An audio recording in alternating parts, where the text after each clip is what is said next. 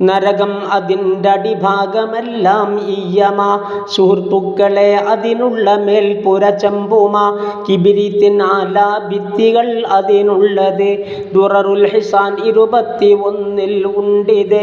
നരകത്തെ മഹ്ശറിൽ കൊണ്ടുവരണം എന്ന് ജിബ്രീലിനോടായി റബ്ബ് പറയും അന്ന്.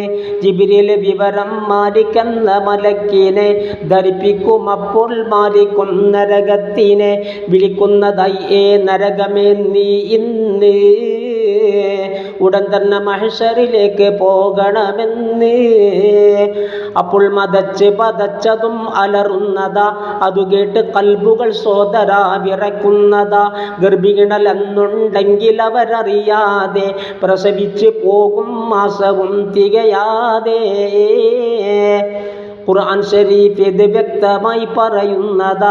ഹജ്ജിൻ്റെ ആദ്യം തന്നെ റബ്ബുണർത്തുന്നതാ. അവരാദ്യം അട്ടഹാസം ഇട്ടതായി കരയുന്നതാ, പിന്നീട് കൂറ്റുമടച്ചതായി. ഇത് കഴുത കരയും പോലെയാണെന്നാണ് നബിവചനമിൽ നീ നോക്കി വ്യക്തവുമാണ്. കൂടാതെ ഹൂദിൽ നോക്കി സൂചനയുള്ളതാ. തഫ്സീർ സ്വാബിയിൽ വിശദമായി പറയുന്നതാ. സംസാരിക്കാതെ കിടക്കുവിൻ മിണ്ടാതെ എന്നുള്ളൊരാജ്ഞ ശ്രവിച്ചിടും വല്ലാതെ.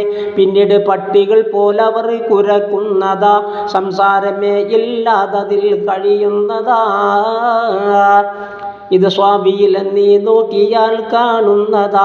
96-ാം പേജ് 3 വന്നതാ.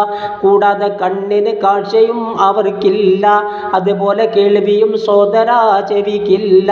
ദഖായിഖുൽ അഖ്ബാർ നോക്കതിലുണ്ടിത്. 34-ാം പേജിലാ പറയുന്നത്. വിശ്വാസമില്ലാതായി ഭവിച്ചാൽ മരണവും, നഊദു ബില്ലാ നരകമായി സ്ഥിരഭവനവും. ഈ ലോകത്തുള്ള ഹസാത്ത് കല്ലിൻ്റെ ിൽ വസിക്കുന്നതാണേ നിങ്ങൾ ഈ തീക്കുണ്ടമിൽ.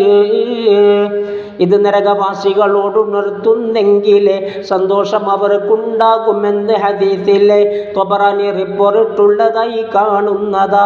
ജാമിഉ സഗീർ നീ നോക്ക് 3 വന്നതാ. ഇതിൽ ചെന്ന് വീഴാതാക്കണേ റഹ്മാനേ, അതിനായി ദുആ ചെയ്യുന്നു യാ ദയ്യാനേ.